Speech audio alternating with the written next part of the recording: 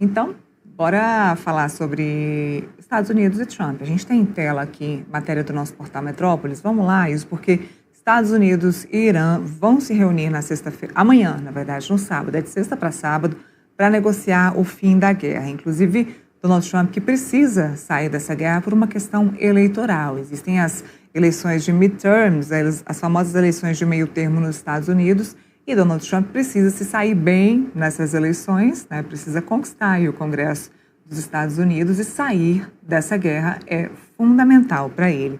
E essa matéria aí diz o seguinte, ó, que a mesa de negociações entre Estados Unidos e Irã, entre essa sexta e sábado, vai acontecer em Islamabad, no Paquistão, sobre um forte esquema de segurança, onde as autoridades decretaram um feriado e esvaziaram as ruas para viabilizar esse encontro. A capital do Paquistão virou epicentro da diplomacia global por conta aí dessa articulação e dessa negociação. Houve um cessar-fogo que foi determinado nessa semana pelo Donald Trump nessa guerra aí entre Estados Unidos e Irã. É um momento decisivo, essa guerra precisa terminar. O gasto disso para os Estados Unidos já é absurdo. Por conta disso, houve o cessar-fogo, mas independentemente do cessar-fogo, o Estreito de Hormuz havia sido aberto, depois havia sido fechado, houve uma oscilação no preço do petróleo, houve uma oscilação aí na economia. Agora vai haver esse encontro, essa reunião entre sexta e sábado para entender o futuro dessa guerra no mundo, até porque isso está impactando a economia, a questão do petróleo, a questão do gás no mundo inteiro. Vamos chamar o Urian, já temos o Urian Fancelli, nosso analista de política internacional, para entender os caminhos agora disso. Urian, é interessante a gente analisar, porque nessa semana Donald Trump saiu de extermínio de toda uma população para era de ouro do Oriente Médio. Então ele saiu de uma terrível guerra com o Oriente Médio para elevar o Oriente Médio a uma era de ouro. Então, do 8 a 80, Donald Trump saiu de 8 a 80 nessa semana, teve aí essa determinação de um cessar-fogo que acabou abrindo por um tempo o Estreito de Hormuz, houve a oscilação aí dos valores de petróleo, a gente viu ali por um tempo a passagem de um ou outro navio, depois o Estreito de Hormuz acabou fechando de novo, mostrando o poder do Irã neste momento naquele local. Agora, a gente vê essa negociação que vai acontecer de sexta para sábado. E o que a gente pode esperar? Porque também agora tem outros protagonistas, né? Teve aí o Líbano bombardeado mais uma vez e temos o Paquistão no centro dessa história. Então eu queria que você explicasse para a gente o que é que veio acontecendo e o que esperar dessa reunião. Muito boa tarde. Boa tarde, Neila. Boa tarde a todos. É um prazer estar aqui com vocês. Uma bagunça completa de tudo o que está acontecendo. Primeiro ponto, eu acho que é crucial a gente falar sobre aquela declaração do Donald Trump sobre exterminar uma civilização. Por mais que o mundo já esteja acostumado com a maneira agressiva, com a retórica agressiva do Donald Trump, existe um limite para tudo. Então, você ameaçar, por mais que seja com o objetivo de tentar ganhar algum tipo de vantagem negocial, você ameaçar o fim de uma civilização, isso é inadmissível, isso é inaceitável. A gente não está falando do ditador da Coreia do Norte, do Kim Jong-un, não é o Vladimir Putin da Rússia, não é o Alexander Lukashenko de Belarus, a gente está falando do presidente dos Estados Unidos. Então, certas coisas são inadmissíveis, eu queria deixar isso registrado. Agora, o outro ponto é que a região também está longe de chegar algo que seja próximo de uma era de ouro. Porque o Trump ele bagunçou um tabuleiro que já era desorganizado e deu vida própria, deu dinâmica própria para esse conflito. Países do Golfo, que até pouco tempo atrás significava ali talvez... eles eram o maior sinal, o maior exemplo de uma região estável, de um tabuleiro maior, mais instável, já não é mais. Assim, Dubai, Emirados Árabes, Arábia Saudita, hoje são alvos do regime iraniano, algo que talvez seria impensável alguns meses atrás. Então ele desorganizou ainda mais a região. Se o desafio dele até então era apenas fazer com que o Irã negociasse a questão nuclear ou do programa de mísseis balísticos iranianos, já não é mais. Ele agora tem que negociar também a questão do Estreito de Hormuz. Então, a maneira como o Irã tem hoje cartas na manga, que até então não tinha, mostra a maneira desorganizada como o Trump, a maneira impulsiva como ele tem lidado com todas as diferentes questões desse conflito.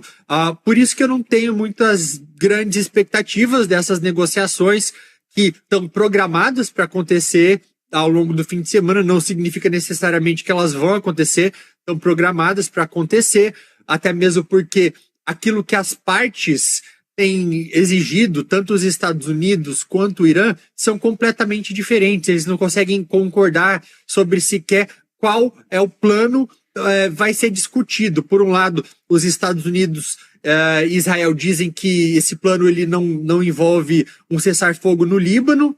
Do outro lado, o Irã diz que sim.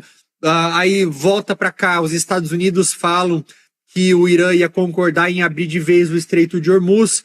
A Guarda Revolucionária Islâmica já disse que não.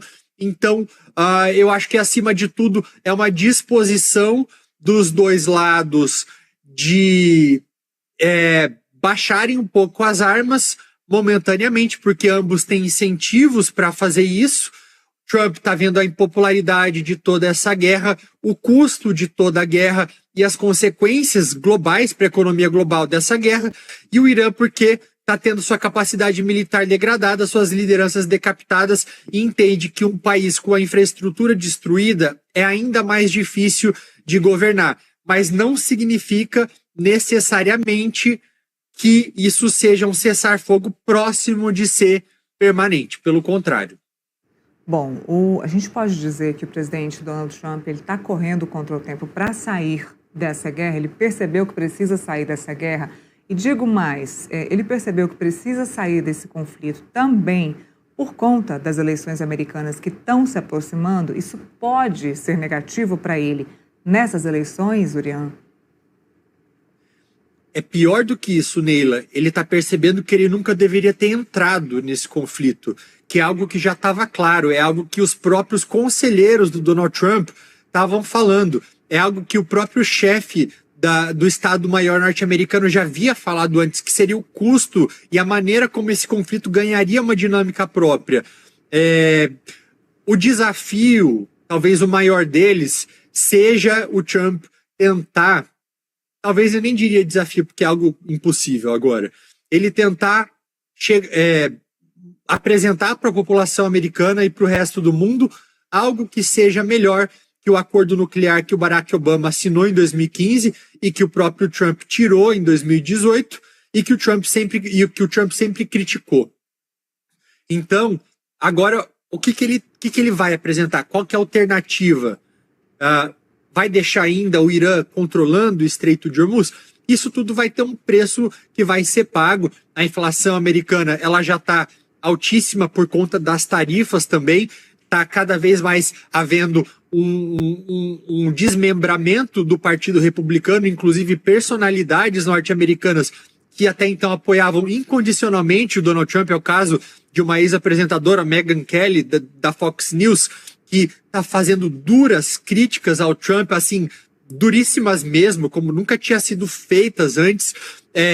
Então ele está perdendo, inclusive, aliados muito importantes e muito provável que o custo vai chegar sim. Se normalmente o que acontece em todas as eleições de meio de mandato é que o presidente do país perde assentos, agora vai perder muito. Só que a gente não sabe quanto ainda, né? Até que ponto que isso vai ser um fator de influência, mas que isso vai acontecer sim, já é um processo natural.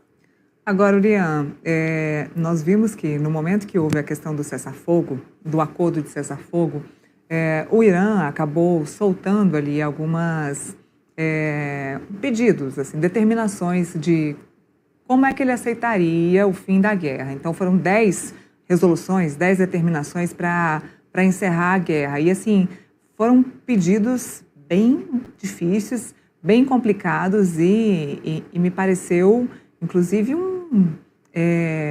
como é que eu posso dizer, que passam um pouco do limite. Esses 10, eu não me lembro se são 10, mas eu acredito que cerca de 10 determinações do Irã para acabarem com a guerra, para aceitarem parar com a guerra.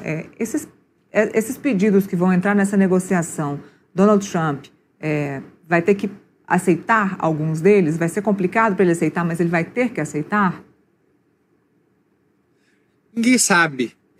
São demandas maximalistas e curioso nela que são demandas que talvez 2 meses atrás o Irã ele não tivesse numa posição em fazer essas demandas. Teria sido muito mais fácil de negociar então, inclusive negociações estavam ocorrendo com a mediação de Omã, que também se tornou alvo do Irã agora, né? Então, que a gente observa uma substituição desse papel pelo Paquistão, que também não tem interesse em uma instabilidade regional por diferentes motivos, seja porque ele também era um país que usava de toda essa energia que passava pelo Estreito de Hormuz, ou porque ele é um país que tem um acordo de defesa com a Arábia Saudita, portanto entende que a Arábia Saudita, que se tornou alvo de retaliação iraniana, poderia fazer com que o Paquistão fosse puxado para esse conflito. Então, existe essa substituição desses papéis. Mas o Irã está, com certeza, numa posição muito mais confortável, até mesmo porque entende que apenas a sobrevivência, apenas o prolongamento dessa guerra pode ser considerado uma vitória para o regime, que continua de pé, ao contrário do que o Trump disse, né, que está lidando com um regime muito mais razoável, muito menos radicalizado com o que havia antes. Não, é exatamente ao contrário que está ocorrendo. Na liderança da Guarda Revolucionária Islâmica e tendo também a figura do Mojtaba Khamenei, filho do Ali Khamenei, apenas de modo decorativo dentro da teocracia, o que existe hoje é uma pressão dentro do regime muito maior para que, inclusive, o Irã ele deu continuidade ao seu programa nuclear. Então, hoje ele entende que talvez para que Israel e os Estados Unidos não voltem a fazer operações futuras, seja o caso de continuar com a aceleração do programa nuclear iraniano. Então, uma situação muito pior do que estava há 6 semanas atrás. Agora, para quem está nos assistindo, deve estar bem perdido, porque houve a questão do cessar-fogo, da determinação do cessar-fogo, e logo em seguida houve um grande ataque de Israel ao Líbano. E por que isso aconteceu, Urian? Se houve essa determinação do cessar-fogo, por que Israel decidiu fazer esse grande ataque? Foi, eu acredito que o maior ataque ao Líbano até então. Eu acho que aí tem 2 pontos. O primeiro deles é que, e a gente estava falando sobre isso agora, as versões do acordo são tão diferentes e havia 3 versões diferentes circulando sobre o que estava em pauta nessas negociações entre Irã e Estados Unidos. Do lado iraniano, eles dizem que o cessar-fogo valia para o Líbano, porque eles querem, de certa maneira, proteger o Hezbollah, que ainda continua naquele país. Por outro lado, os Estados Unidos e Israel dizem que não. E existe também uma outra interpretação, Neila, que diz que a intensidade e a maneira como esses ataques ocorreram por parte de Israel teve como objetivo sabotar essa possibilidade de cessar-fogo, porque Israel gostaria de continuar de terminar, entre aspas, o serviço no Irã, e que para isso precisaria também de que os Estados Unidos continuassem na guerra. Então, isso é algo que os 2 lados não concordam ainda. Assim como a questão do Estreito de Hormuz. Estados Unidos afirma que o Irã havia combinado que permitiria com que navios passassem pelo Estreito de Hormuz e o Irã fala que não. Bom, essa tensão aí no Estreito de Hormuz, ela continua e é o maior problema quando a gente fala em economia mundial. Isso está causando um problema econômico, está causando um problema de petróleo, chegada mesmo no consumidor final. Isso chega no consumidor final no mundo inteiro, principalmente